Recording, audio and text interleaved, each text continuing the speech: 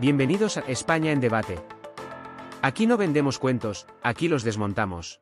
Una vicepresidenta que sábados, domingos y festivos actúa de secretaria general del Partido Socialista en Andalucía, prodigándose por las manifestaciones sanitarias, haciendo campaña en sanidad, con la sanidad, podría tener un poco de humildad y recordar su etapa de consejera de Sanidad, confusión de hospitales, amortización de plazas y colapso de actividad sanitaria e incluso un recorte de 1.500 millones de la sanidad andaluza. Esta es su gestión y se atreve a manifestarse. Cada vez que alguien se atreve a decir la verdad en el Parlamento, tiemblan las butacas del poder.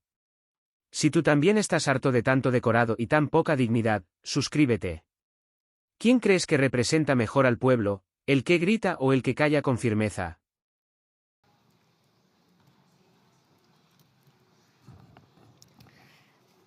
Buenas tardes, señorías. Señora Castillo, desde el Partido Popular sabemos muy bien dónde estamos. Si hicieran caso de las propuestas que le presentamos desde mi grupo, nos iría mejor a todos los españoles. Y no como ustedes, que lo único que hacen es estar pendientes de sus socios de gobierno para ocupar la bancada azul. Damos también la bienvenida al Grupo Parlamentario desde el Grupo Parlamentario Popular a la delegación del Parlamento de Andalucía, que esta tarde nos han presentado una iniciativa relativa a la gratuidad de los productos ópticos y la salud visual. Señorías, el artículo 43 de la Constitución española reconoce el derecho a la protección de la salud y establece que los poderes públicos organizarán y tutelarán la salud pública a través de medidas preventivas y de las prestaciones y servicios necesarios. Así, contamos con un marco jurídico que se ha ido adaptando a la realidad sanitaria. Desde la Ley General de Sanidad se han producido avances e innovaciones en la atención sanitaria que se han ido incorporando a la práctica clínica. Y es en la Ley de Cohesión y Calidad del Sistema Nacional de Salud, en su artículo 7.1, donde se establece el catálogo de prestaciones del Sistema Nacional de Salud. Y en el artículo 8 de esta ley se contempla que las prestaciones sanitarias del catálogo se harán efectivas mediante la cartera de servicios comunes que, según prevé el artículo 20, se acordará en el seno del Consejo Interterritorial del Sistema Nacional de Salud. La propuesta que nos presentan desde el Parlamento de Andalucía tiene que ver con la modificación de la Ley de Cohesión y Calidad en su artículo 8 ter, que recoge una nueva prestación en la cartera común básica suplementaria del Sistema Nacional de Salud, la prestación de productos ópticos y de salud visual. Esta iniciativa no sería necesaria si el Gobierno hubiera cumplido con su acuerdo de gobierno entre los partidos que se sientan en el Consejo de Ministros, PSOE y Sumar. Se lo recuerdo, establecen en 2 puntos, hablan de la salud visual, tanto en incrementar la cartera de servicios como a definir un programa específico de ayudas directas. En fin, año y medio de este acuerdo y brilla por su ausencia la cuestión que no nos sorprende a mi grupo parlamentario, porque son tantos los anuncios que este Gobierno y especialmente de la ministra de Sanidad que no pasan del mero anuncio. Y además una ministra que incumple con sus propios compromisos en sede parlamentaria. Lo anunció en su primera comparecencia de legislatura en enero del 2024, pero es que además lo ha hecho en varios actos públicos.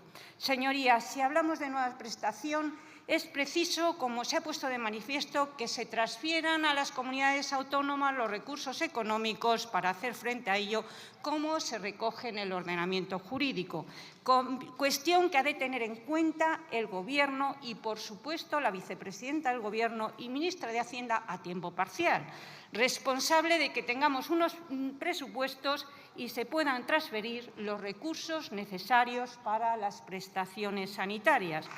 Una vicepresidenta que sábados, domingos y festivos actúa de secretaria general del Partido Socialista en Andalucía, prodigándose por las manifestaciones sanitarias, haciendo campaña en sanidad, con la sanidad, podría tener un poco de humildad y recordar su etapa de consejera de Sanidad, confusión de hospitales, amortización de plazas y colapso de actividad sanitaria e incluso un recorte de 1.500 millones de la sanidad andaluza. Esta es su gestión y se atreve a manifestarse. Entendemos, señora Rivera, que no le guste hablar de la sanidad de Juanma Moreno Borilla, porque se ha incrementado en 6.000 millones de euros, sí, en 6.000 millones en inversión, y además hay más profesionales a día de hoy. Eso se lo ha pasado y no ha comentado nada. Y, en fin, igual lo ha hecho para tapar la gestión de la ministra de Sanidad, una ministra que está siendo una fuente de conflictos, enfrentamientos y agrias polémicas, hasta conducir a uno de los mejores sistemas sanitarios del mundo, a una crispación extrema y a un desgaste constante. Esta es la realidad de una ministra que apenas tiene competencias porque se encuentran en manos de las comunidades autónomas y que incluso les pone obstáculos a la hora de tratar los temas importantes que les preocupa, saltándose el reglamento del Consejo Interterritorial. O podríamos hablar de su abandono con Ceuta y Melilla, o también de su oposición a otros miembros del Gobierno. Recordamos todos cómo se opuso a Muface. Mónica García se ha esforzado desde su despacho en generar un clima de toxicidad. Este mismo sábado, más de 5.000 médicos le decían no a un borrador de Estatuto Marco y lo va a tener que modificar estableciendo el diálogo necesario con los propios afectados, que además, qué casualidad, son compañeros suyos de profesión.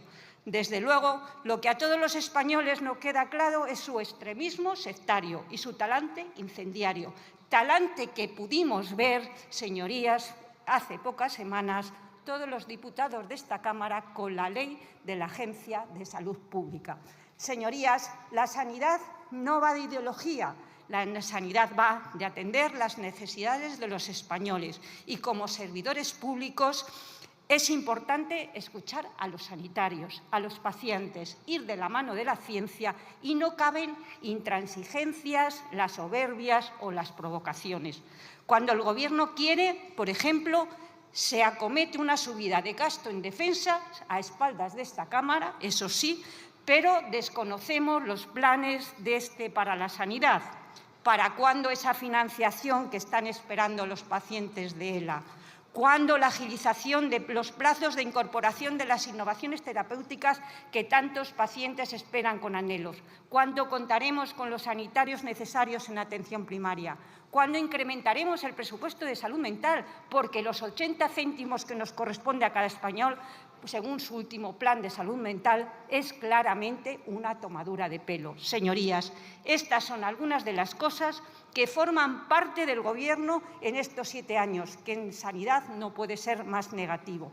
Con 6 ministros y ninguna solución de las que pueden beneficiarse los españoles, y con permanentes provocaciones hacia los sanitarios, como las conocidas este mismo fin de semana, en palabras de la vicepresidenta María Jesús Montero, sobre la formación de los médicos en las universidades privadas. Y aún no la hemos escuchado pedir perdón por tal barbaridad que ofende a todos los médicos que con tanto esfuerzo terminan su formación.